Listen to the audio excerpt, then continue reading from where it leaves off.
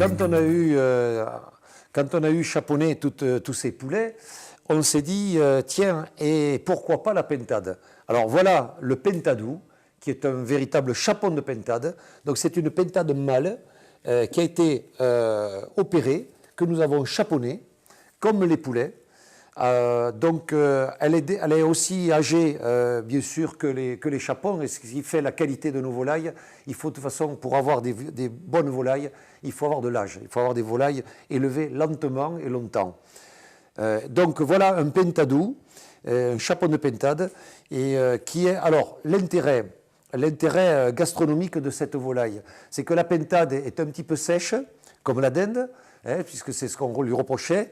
Elle n'est pas grasse et elle est très forte en goût.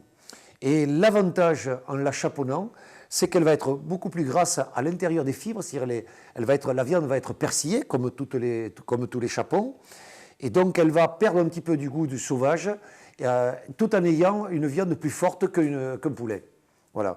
C'est l'avantage gastronomique et gustatif de ce pentadou, de cette volaille chaponnée, de cette pentade chaponnée, c'est qu'on va perdre un petit peu du sauvage qui est très fort sur la pentade, qui est très apprécié par les amateurs de pentade, mais peut-être qui, disons, freine ceux qui n'aiment pas la pentade, qui est très forte en goût, qui a goût de gibier, et on va gagner en savoureux et en gras, ce qu'on a plus de mal à faire avec une pentade qui n'est pas chaponnée.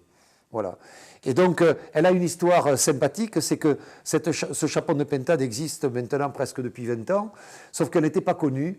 Et au passage à l'an 2000, le Goemio, Elisabeth de Merville, la patronne du Guide des Gourmands, en a fait la volaille de l'an 2000.